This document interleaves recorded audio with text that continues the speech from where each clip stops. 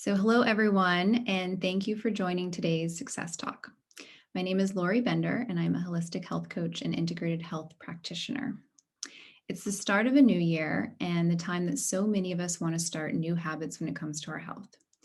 This is the time that we start making those promises to ourselves that we're going to do things differently this year. This is going to be the year that we start to eat better, we drink more water, and one of the most popular, we're going to start working out. And that oftentimes that New Year's motivation is short-lived. The gyms are packed the first couple of weeks of the new year. And then within a couple of weeks, most of us are back to our old habits. So I thought this would be a perfect time for us to ask ourselves, how do we build a fitness routine that sticks? And to help us with that question, I've invited my good friend and personal trainer, Cooper Mann, to speak with us. Cooper is a top-tier personal trainer at the Columbus Circle Equinox in New York City, and he has been working in the fitness field for over 20 years. He knows what it takes to stick with a workout routine and get results. He's here to share some of his insights with us and offer some guidance on how we can start our own fitness routine and stick with it. So Cooper, thank you for joining us. Thank you very much. Thank you very much. So Cooper, we are both in New York City now, but we go way back. And we first met in Arkansas back in my college days when I was working at Abercrombie and Fitch. And you were my manager. So that So long ago. I know, So right? long ago. Those are fun times. And I don't know if I've ever really told you this, but you were a really excellent manager. Thank you. Yeah, and you have this great work ethic, you led by example. But one of the most important things that you did is that you really made the work environment fun. And you were so supportive. Like, I wanted to fold that shirt, great, not just for myself, but because I knew that you would acknowledge it, you would appreciate it. And that's what a good manager does. And so it is no surprise to me that you have found yourself in a field where you are supporting your clients and you're helping them get the results that they're getting. So congratulations. You found kind of what works for you with your skill set and your personality. And I think it's just like a perfect fit. Thank you. Thank you very much. Yeah. So how does one become a personal trainer in New York City from the manager at Abercrombie and Fitch in Arkansas? How does that happen? It's such a random, strange course of events that had occurred. Like you said, I was working at Abercrombie and Fitch. Had really fun people that I got to work with, like you. I remember remember the little sensors that used to be on the clothing? We had sensor wars. We would just throw them at each other and like play games like that. So, I mean, I had really fun people who wanted to participate and do those things. But it just turned out that retail was not the world for me. And so I kind of sat back and said, what do I like to do? I really enjoy going to the gym. I enjoy exercise. I enjoy helping people with their path on that. And I ended up scoring a job at the Fayetteville Athletic Club where I was for about 5 years. And then pursued my master's degree in health education and randomly met some people who worked for Equinox while I was in Fayetteville. And they were like, you really are qualified to come do this in New York City. And again, a long chain of events occurred. I ended up selling my house and selling my car, moved to New York City. And then 15 years later, here we are. Wow. So it was, yeah, that's the abbreviated version. Yeah, right. And you moved into Hell's Kitchen, is it right away? I did. Yeah. I did. I was in the same apartment until a year and a half, like just over a year ago. I don't know anybody else that's gotten to do that. Didn't have to move, stayed in the exact same spot for almost 14 years. Wow. So got lucky on that. Wow. And so you've been at the Columbus Circle Equinox now for how many years? A little over, like about 14 and a half. 14. Okay. A little while. So you have probably seen this trend many times over of the gym getting so packed at the beginning of the year and then it kind of dwindling, is it a couple of weeks? Like how long does that take? Like when do you kind of start to see that? It's crazy because sometimes it'll be that first 2 weeks, like all of a sudden, like everybody comes rushing in and they're just like, yeah, I'm gonna go do this. And you can tell the people who have been coming for years and years and years are like, yeah, they'll be gone by the middle of February. Don't worry about it. It'll be crowded in here for now, and then these guys will be gone. And then you get some that really are very dedicated and they do stick to it. And there just tends to be some people, it becomes very important to them and it's part of their routine and it's what they do. They found that they really enjoy the way that they feel from it. But yes, very much so. The beginning of the year, you'll see like this mad rush of people coming in. And then by the middle of February, it's like, Yeah. yeah, Valentine's Day's over. I'm good. President's Day weekend's here. I'm good. I'll head on out. And then it starts to dwindle off. Yeah. So, okay. So it's good that we're doing this now. So we're still in that like high motivation zone where people are still making it to their workouts. And so, what do you feel like is one of the biggest challenges with people actually being able to, keep up with, you know, going to the gym and, getting that workout in? I would say it's a combination of not seeing results fast enough and boredom. Because a lot of people, whenever they come in, they're like, I'm going to go do this thing and it's going to get, yeah. And 2 weeks from now, I'm going to look amazing. And I hate to tell you this, it takes a little longer. It's going to take a little bit of effort and some consistency of that. And then a lot of times when people come in as well, they have an idea of what to do. And once I've done that same thing over and over and over and over again, I get kind of bored. And I get really bored if I'm not seeing the results that I want. So that tends to be kind of my top two reasons that people would kind of start to drop. Well, I guess the third part of that also would be accountability. If you're not accountable to anybody or anybody's there to help you out, you Right. will get bored. And then you're also maybe not going to be as consistent and you won't see the results that you would like to see because you just haven't been able to stay in there long enough with it. Right. Right. So how long does it take to see results? Like what is the time span there? It really depends on what your definition of the results are going to be. It could be, man, my back pain has started to go away, and that may be within a couple of days. If somebody is like, oh, I want to drop 50 pounds, then it's going to be a much longer situation they're trying to get into, or maybe they're training for a marathon or they're getting ready for a wedding or those sort of things. So it really kind of depends on what the goal is, and also what kind of effort level that person can put in, what they really genuinely can commit. Most of us, first of the year, I'm gung ho, I'm going 7 days a week. It's going to happen. And then by the time the end of January is rolled around, I realized, a realistic schedule says that I can make it to the gym 2, maybe 3 days out of the week. So therefore, maybe my goals and expectations have to kind of adjust a little bit. Yeah. So how do you do that? Like how do you set like those realistic expectations with your client? And like how do you kind of break down that big goal that they might have into something that's like realistic? One of the really big things that we like to discuss is what is somebody's why? Why are you here? Like, what's the purpose? And it's usually it's much deeper. I don't want to say emotional, but it can be um, for somebody. Like a really common example is I've had so many people come in and say, "Yeah, I want to lose 20 pounds." Cool. Why? Well, I think that I'll feel better whenever I lose 20 pounds. Well, what does that mean? Like, why is that important to you? And you keep asking why. Well, the doctor says that I need to lose 20 pounds, or else I'm at risk of maybe some heart disease type things. Well, why is it important for you to not have heart disease? Well, I just had a grandson or a grandkid, and I want to be around for a long time to get to go play with them. So really, you're here because you want to be able to play with your grandkids later on, not necessarily because you just want to lose some weight. Like there, and getting into somebody's emotional connection with that usually becomes like pretty important. Yeah. Um, and then also setting realistic goals. Like somebody may say, you know what, in January I'm going to lose 30 pounds.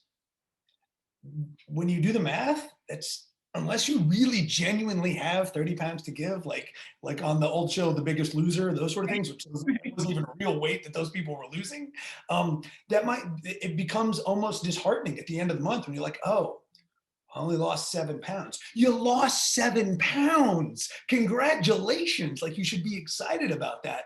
Well, my goal was 30. Well, maybe 30 was a little bit too unrealistic. And you get somebody who then wants to drop off and because they feel like they failed. But no, like you actually did probably something ridiculously healthy for yourself. Yeah.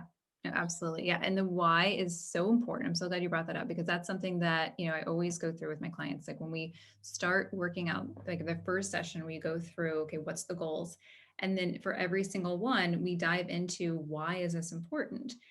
And because if they don't have that bigger goal in mind, it's going to be so much harder to get to the gym and get up every morning or like do whatever, eat well, make that meal because if you're just looking at it as like that first, oh, I want to lose the weight or I want to even, look good in my clothes. But then if you really start to dive deep and see that there's such a bigger meaning to that, that's the goal that like can keep people motivated and keep them showing up for themselves. They say that to really dig into that deeper why, you Mhm. need to ask why 5 times. Mm, mhm. And I know that my goals have changed over the course of the years. My clients' goals have changed over the course of the years. And there are many times I can get the third one, and it takes me a long time to figure out what the fourth one is and what the fifth one is. It's not something that you just automatically know sometimes. Sometimes it just really kind of hits you. You have like this emotional catharsis, and you're like, I get it now. Yeah, That's my why. yeah, That like maybe there's an event that occurs, or you have this epiphany of something, and you're like, that's my why. That's why I do this. That's why I'm going to eat this extra serving of vegetables today as opposed to these greasy fries or something like that. This is my reasoning behind it. Yeah, it makes a big difference. right. And you also brought up, accountability. And accountability is so important too. So, of course, when you're working with a trainer, that's going to help you, have that accountability. So, right there is going to be the answer for some people. Just simply, working with somebody at the gym. But what are some other ways, or how do you incorporate some additional accountability, even maybe in between your sessions with people too? Like, how do you do that? Um, there's a ton of different ways. Having a workout buddy, somebody that maybe is going to show up and go to the gym with you, somebody that you need to tell or share with the things that you did. A lot of people use social media for that same sort of thing. Um, there was a study a while back that showed people who had to take blood pressure medication. And when they had to be held accountable by literally checking a box every day to say that they took their meds, they were 98% compliant on taking their meds. Those who had no sort of accountability, just, hey, I took it, they were about 50 to 60% compliant with actually taking their blood pressure medication. So Oh. there is a life saving pill that I'm supposed to take to help my heart. And maybe I'll take it, maybe I won't. Think about if it's a matter of going to the gym or eating differently or something like that, and I don't have any sort of an accountability, something to kind of check the box that I did it that day, it's very easy for me to just kind of push it under the rug and be like, you know what, I'll do it tomorrow. I'll do it tomorrow. I'll do it tomorrow. But having, whether it be a calendar that you have written out or you have in your phone and you can say, I did that today, check the box, it's done. That's a great way to be accountable, doesn't cost you anything. Getting a trainer or a coach so that you have somebody who weekly, bi-weekly, maybe it's even only monthly, something like that, that you can check in with to say, this is what I did. Let me show you how well I did Mhm. at the habit that we set forth. Yeah. I mean, I know that's when I had my best results of going to the gym is I had somebody that I was going with all the time. And they also knew how to use the equipment. And that's one thing that has kind of held me back sometimes to going to the gym is that I feel a little intimidated. There's all these different machines and they do all these different things, but it's like, okay, are people going to notice if I don't really know what I'm doing on them, And I'm sure other people have this experience too. So, any suggestions there of like kind of overcoming that like fear of not knowing what you're doing at the Dude, gym? it is so common. Like if you ever walk into any sort of gym facility, Mhm. trust me that you are not alone in thinking, oh my gosh, what is all of this stuff? There's going to be bright lights, there's going to be loud noises, there's machines that look weird, there's these dumbbells and people doing like crazy lifts and stuff that they, again, saw on social media maybe and are like, why are they doing that? Should I be doing that? It really, the thing I would say first is if you're not confident in yourself, go ask for help. Most times, if you're going to go to the gym, and especially if they have personal trainers that are on staff, they will give you some sort of free assessment, free session. It is their sales pitch, it is their thing. And maybe if you really like them and things go well, you invest in yourself and you have somebody help you with the movements and that sort of thing. You can always look up a few things maybe on social media, YouTube, online to kind of get a basic idea. Mhm. But also maybe try to find times that you can go to the gym where it's not really crazy busy, crowded, that you can go try a new machine and see, do I like that? And most of the time on the machine itself, there'll be some sort of a description that is on there that you can actually use. And then when you get comfortable, maybe you move over to free weights and other things that you want to experiment with. Or if you know somebody who can help you with those, ask them to come with you. Ask them some questions. It really is putting especially for me because I actually have a coach. I have somebody who I work with. I have somebody Mhm. who teaches me things. Put my ego aside, put my pride down just a little bit, and go. I need to learn. I need to, because in the long run, it's going to help me out so much. This moment of I'm kind of unsure and I'm a little bit embarrassed, it's going to pass. It's going to pass. But my long term health, my wellness, getting into my why, my goals, that sort of thing, that's much more important to me. And Yeah. it really turns out to be much more important for the person across from me as well. Yeah. Yeah. I'm so glad that you admitted to that, that you actually have your own coach too and someone that helps you because, I think sometimes people feel like, oh, why can't I just do this on my own? And then, to realize that the person who actually helps other people do this also gets help from someone else as well. When you think throughout the course of a day, we make a ton of decisions, and my decisions happen to be helping other people in their wellness path. Mhm. I don't want to have to make those same decisions for myself all the time. I'm a little bit tired at the end of the day. It's willpower and decision making are basically a muscle that you have to work. And if at the end of the day I've got to figure out my own things and put that together, it's not going to be as good as somebody with fresh eyes and a fresh take on it who maybe hasn't had to do all the same decision making processes that I've done all day. So then they can tell me what to do and still help me get to my goals. Mhm. Yeah. Oh, that's so great. Okay, we've covered a lot already. We talked about, accountability and understanding your why. And the also getting to the gym at a time where it's not that busy. That was key actually for me too. So I was going to the gym with somebody who knew what they were doing. They had a really good routine already. And it was also a very quiet time at the gym. It was very late, maybe not the best now in my lifestyle. It was literally like 11:30 at night. I was like going to the gym. Yeah, it was like super late. So, you find what works for you and your wherever you are in your path in your life, right? And that's going to be different for certainly different now because that's when I'm sleeping now. But at that time in my life, it worked in college. Um, so if someone is kind of just starting out, what would be maybe a few things that you'd suggest to people of like what would they do? Like what would you kind of start somebody on when you're first working with somebody? The cardio with the weights, like what are a couple things that you would suggest? Well, I think the lowest hanging fruit on any of it, consistency. Just show up. You're going to show up. And the fact that you're now in the door, that you've made it there, is a huge accomplishment in the first place. It's very, very easy to be like, I'm not going to go. Man, I got to change clothes and I got to do this. And I'm going to have to, I got to, whatever. It becomes a little, show up. Just do it. Put it into your schedule. Make it so that you actually go. And depending upon what somebody's goals are, it could be a number of different things to get them going.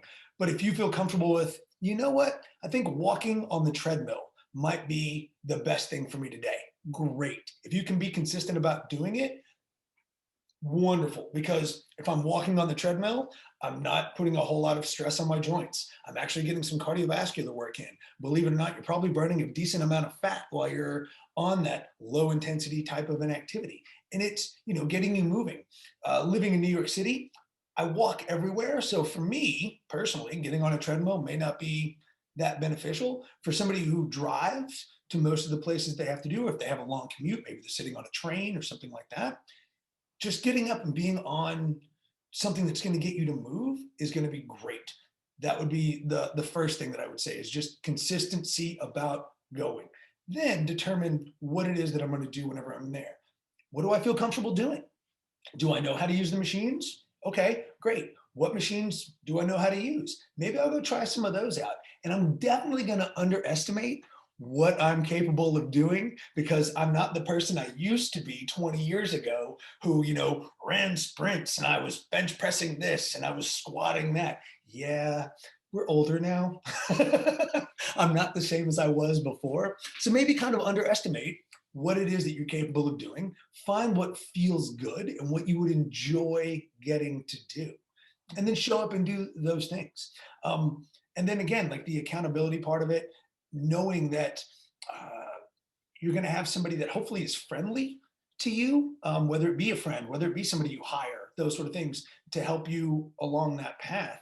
All of those are great places to help you just kind of get started. It doesn't have to be anything fancy. It doesn't have to be like this crazy move with a kettlebell and a TRX strap and all this sort of stuff. No, hey, how about squatting? And I mean, literally, like squat down, stand back up. I'm not saying throw a barbell on your back or anything like that. Literally, lunges, squats, a push up, those sort of things. Very basics. The basics are always around because they work really, really well. So you don't have to do anything crazy or fancy. It Yeah. can just be consistent. Yeah, and that reminds me, I reached out to you for some of my own help, somewhat recently because I was trying to get into weightlifting a little bit more and wanted to know, okay, where do I start? I'm just going to start with body weight training. Like that's where you start if you're just starting from zero, right? You don't need the bar, you don't need all the weights. And you kind of went over like how there's these, is it just 5 certain moves or something? What are the like So the push up and then the squat? Like, there's push. So I'm mhm. going to push something. Okay. There's pulling. I'm going to pull something towards me, Yeah. right? Then there's something with both legs at the same time, like a squat. Okay. And then one leg at a time, like a lunge, right? And then some sort of trunk, like a plank, some sort of trunk type thing. So push, pull, one leg, two legs, trunk. Yeah, and And so then you that can is like divide. full body, like, so if we just did that, if you just did like 5 moves that incorporate all one of those, like, you're doing great. Yeah. I mean, you're ahead of 90% of the population out there once you've done that. You Yeah. truly are. I mean, that's almost, I mean, I'm not saying I've researched and like that's the real statistic, but it's probably pretty true that you're way ahead of most of the population. Most people are going to right now are sitting in front of a desk where they have to be rounded forward like this all the time. So they don't do anything that's going to get them to go into any sort of a pulling No, okay. on the posture, Mhm. right? Which everybody can benefit from. So maybe they do go to the gym and they start to do a whole, like, guys, I mean, I don't know if you guys know this, but Monday is Universal Chest Day. Everybody shows up on Monday because they've got to go do chest. I don't know why that occurred, but Monday is, everybody knows Monday's chest day. You just have to. So everybody wants to go in and do that, but Yeah. then maybe they started the week out strong, but they never did anything to get out of, if I make my chest stronger all the time, but never work on the back side of it, I end Mm. up like this. But in reality, if I work on the back side of it, my posture becomes better, and the taller I will stand. For guys, the better my chest actually looks because I've gone into superhero pose Right. versus rounded forward and I'm really cold or I'm in pain sort of pose, or I'm stuck at a computer desk all day. Yeah. So I mean, I was just doing it right there where we were just and I was like, "Wait a minute, hold on. I'm gonna sit up straight. I'm gonna put my shoulders back. This feels so much better." Right? And Um, it feels good. It's actually a very powerful position when you think about it. The personification of every negative human emotion is in here. Everything is rounded forward. but everything that is joy, that is happy, that is any sort of power position is out here like this. So I want to try and do things that get me to be in that better postural position. It actually really does send a different signal to the brain, makes you feel better. It'll make you smile. It releases, it's a different hormone release. You deal with stress in a different way. It really changes everything. Yeah, that's something that I've learned in my yoga teacher training. We called them our heart opening poses. You know, anything that would Yes. open up your chest and your shoulders like that. You're opening up your heart. So many great tips. I'm like motivated myself. I hope everybody else has gotten something from this. I just want to touch on something you said before of just, showing up and like, that's something that I heard a lot in my yoga classes as well, is that teachers would start with, you already did the hardest part. You showed up, like you got here. It's like, just do that and see like where it takes you from that. So like, and that's how you break down that big goal of like wanting to maybe, run a 5K or a half marathon or lift a certain amount of weights. It's like you just show up and you start doing one thing at a time. It starts with one push up, 1 minute walk, it builds from there. And then oftentimes you'll feel better once you get started. So I love how you said, like, okay, get to the gym, like just start walking. Like if you're not just starting out, like just get on the treadmill, because you start getting your heart pumping and start moving. And then you're going to be like, well, I can go a little longer. Well, maybe I feel like doing some of those, machines over there, and then it leads into something more. Absolutely. I think that also something kind of sparked an idea in me in this is circling back to the whole point of this talk of not losing your motivation, keeping things going. A lot of people at the very beginning will go, I am going to go to the gym 6 days a week. I'm going to lift these weights. I'm going to do this. I'm going to eat this way. I'm going to do this. I'm going to do this. I'm going to do this. I'm going to do this. It's too many. Pick one, maybe two things. Prove to yourself that you can do them well. A conversation that I always have with clients is whenever we say, okay, here's the goal. Now, if the goal is in 6 months, they want to lose, let's say 10% body fat. We're just going to go with some numbers like that. Now, we know that in 6 months, that's where we want to be. But there are going to be smaller check marks Right. along the way. And there are certain habits that I need to be able to do along the way. And if I say, okay, I am going to make it so that I only eat chicken and vegetables 7 days a week, it's not very realistic. It's going to help you get to where you want to go. But if my habits and things that I'm going to do, like showing up at the gym, doing all that, are a little bit too overwhelming and there's too many of them, I'll just say, screw it, and I won't do any of them. So pick one thing to be really good at. Be really, really good at it. Ask yourself, on a scale of 1 to 10, 1 being I can't do this, 10 being I am 100% sure that I can do this, make sure it's a 9 or a 10 out of 10. I have clients who will talk about maybe nutrition, and I'll say, okay, what is on a scale of 1 to 10, if you were going to have to eat vegetables every day, how many days of the week do you think that you could get at least 2 fist-sized servings of vegetables in every day? Is it on a scale of 1 to 10?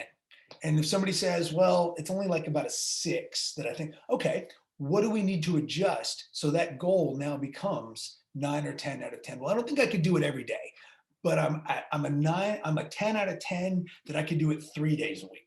Cool, let's start there.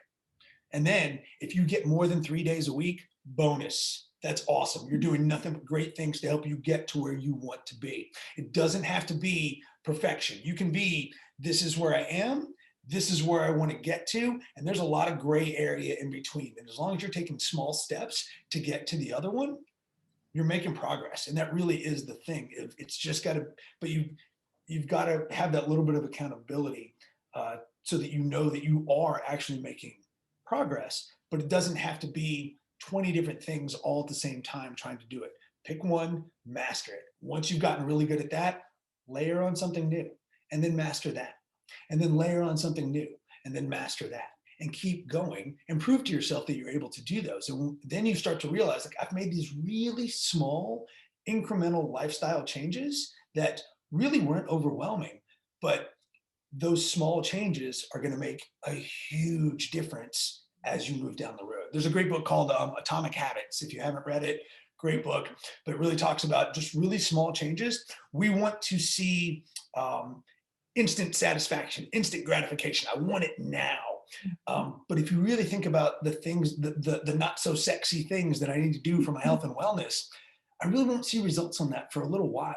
But if I can keep that in mind and know that I'm looking at it for the long term, and it's not just me trying to change me for now, that becomes very, very motivating. Of like, oh, when I'm 85, 90 years old, yes, because I've made it to 85 or 90 years old, I'm still independent. I'm still moving around. I still have good function of my body. My brain still works well. My body still works well. If I put in the work now, I'm going to have that later on. Absolutely. You're becoming the person that it takes to achieve that goal. Right? And just one small thing at a time, not taking on everything all at once. Yeah, exactly. Oh, so good. All right. Well, I hope you all enjoyed all that. If there's any questions, please, you can feel free to unmute yourself and ask, or you can drop it into the chat. And we will ask Cooper his thoughts on it.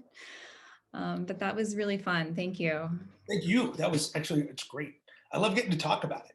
So, I mean, I see the same people week in, week out, and we make progress, they do things, but it's also nice to have a new audience to get to share and bounce these ideas off of, especially people who, like you, Lori, very like-minded, cut from the same cloth sort of thing. So it's very exciting. So thank you. Yeah, no, I've really been, just with our conversations that we've had, you've gone through a lot of training, and it sounds like not just on how to help somebody know how to lift weights, but really how to help people change their habits. Right. And, that's what it takes. You've got to combine that. It's not just about telling someone what to do. It's about helping them, be It's managing all the other hours that, I mean, I may see somebody once a week, maybe it's twice, however much it's going to be. Uh, I only have a small impact on that. It's helping them understand that all those other hours that happen outside are going to have even a greater impact. How are you fueling the machine? Like, what sort of good nutrition, smart things am I putting in? What's your stress like? Are you getting enough sleep at night? Are you able to really rest? If I'm not getting enough rest, it's probably going to change how I'm going to want to eat. It's also going to change my motivation to want to go move and exercise. So it's a matter of trying to find where all those things kind of balance out. great. Oh, Sarah says, thanks, Cooper. Very practical and encouraging information. What is Yeah. a pull motion that can be done from home with body weight or dumbbells? What was that? I missed the beginning of that. I'm sorry. What is a pull Oh, pull motion muscle. that can be Um, done from home with body weight or a dumbbell?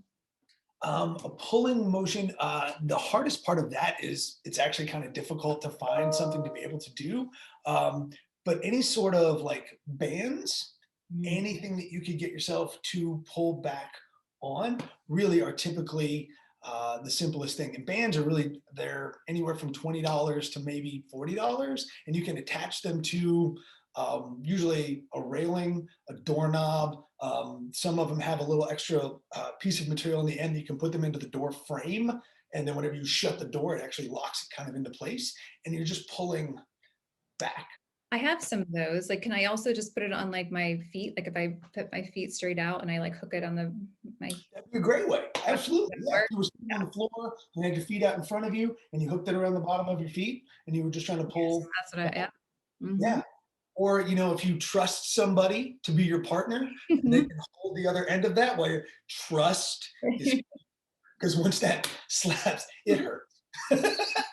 It's funny for the person that was holding it, Right. not funny for the person that was doing it. So it's always funny when it happens to somebody else. So yeah, any sort of like bands are typically the simplest type thing.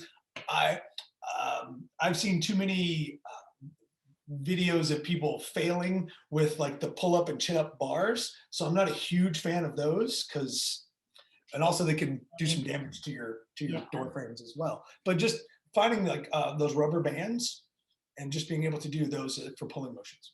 Okay. And you can also use them for pushing. They have a wide variety of things that you can actually do with those. That's one of those ones I would say Find somebody that can help you out with that. Don't try to necessarily, because you, once that slaps you in the face one time, it hurts. You'll put that in the closet and never pull it back out. Oh, good. Okay, thank you. Oh, there was one other thing I wanted to touch on that we talked about in our prep call was really how working with your clients has changed a little bit since COVID. And I thought it was important to bring this up because I think it's really kind of changed the outlook on people that people might have on like working with a trainer or getting help or getting that accountability. So, how has that changed with what you've been doing with your clients? What has been great is I have so many people who I worked with for a really long time, so we knew each other very, very well. Mhm. And when pandemic things all started, they were very worried about their health and wellness and how am I going to do this? And we ended up doing a lot of online situations. I was very fortunate that I did not have to do a good chunk of the pandemic in New York.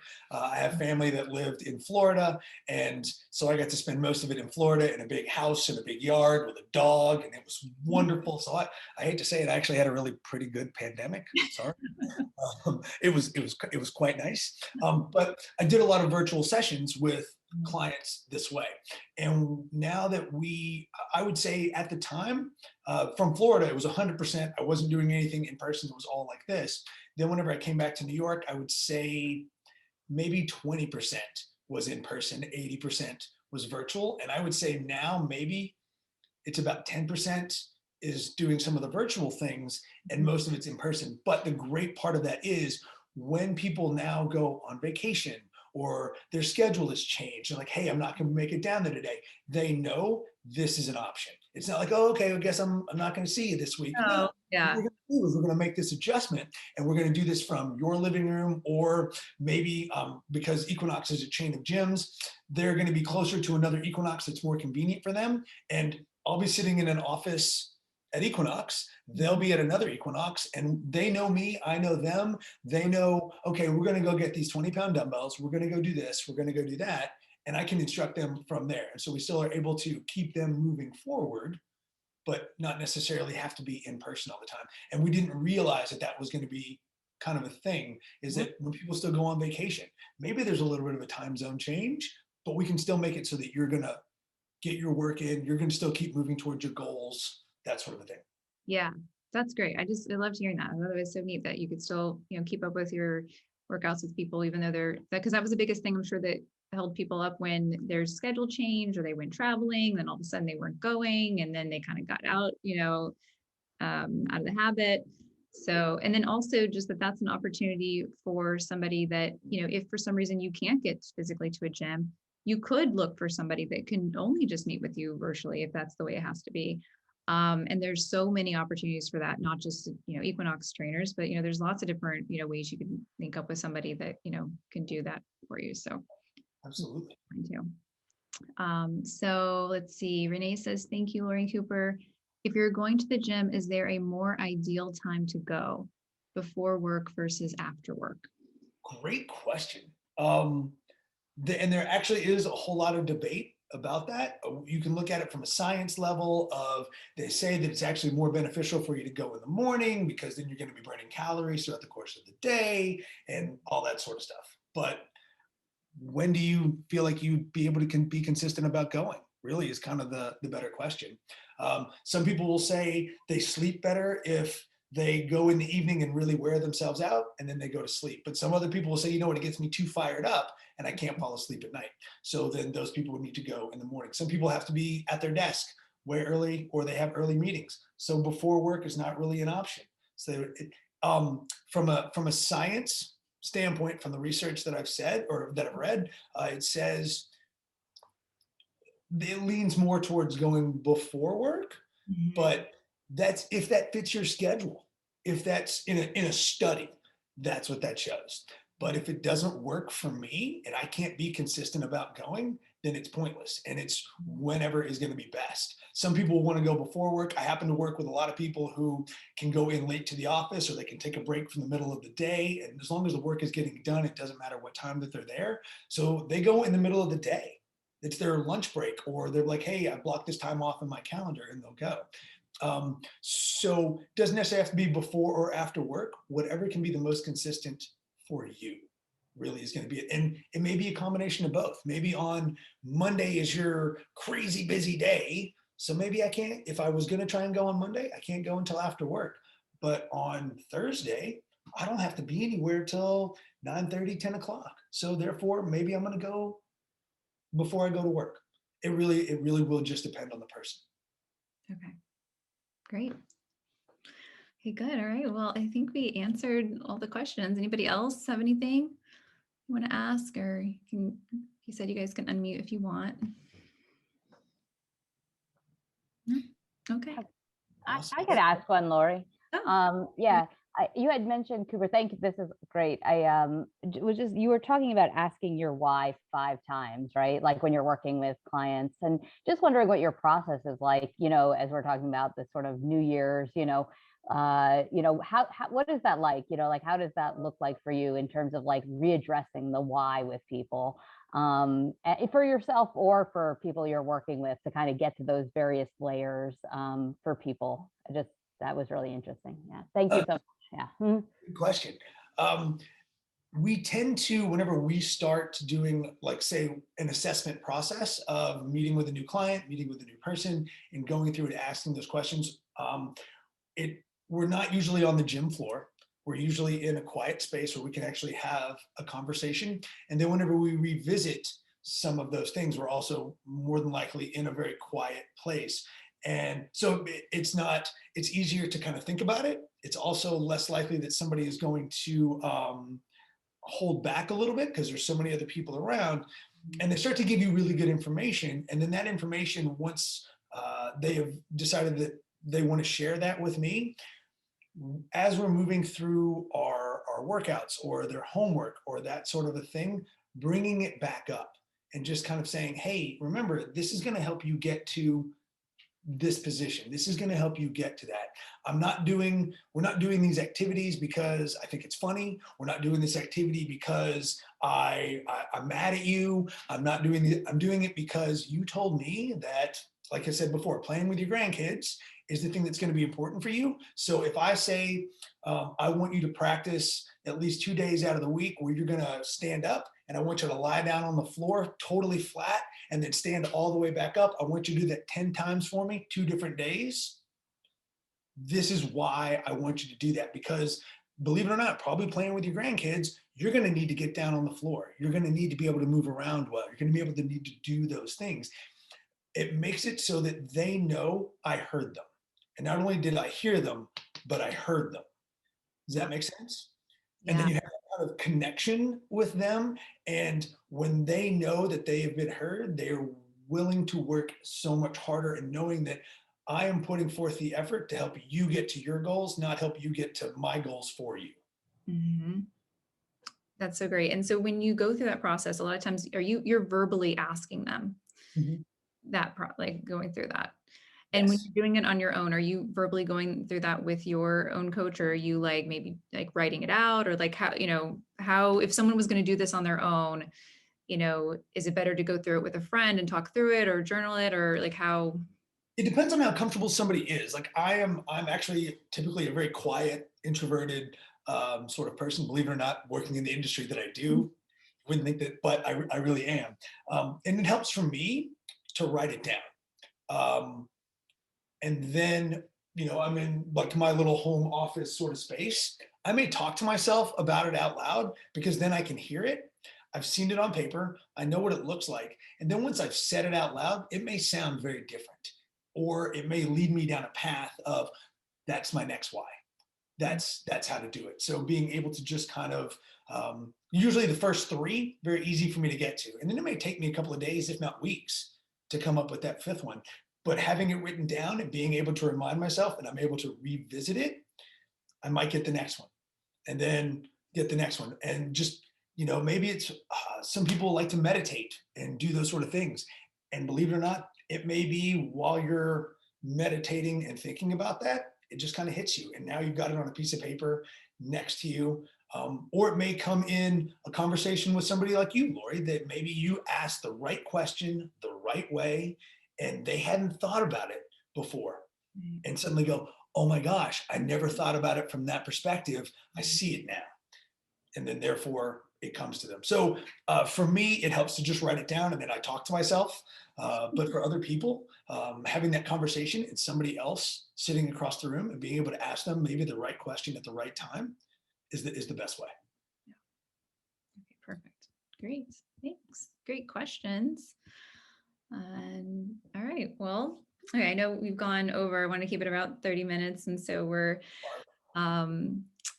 yeah, I'll let everybody go now, I guess. So thanks so much for joining. And Cooper, thank you so much. This was like so Thank helpful. you guys. This And was fun, really, really fun for me.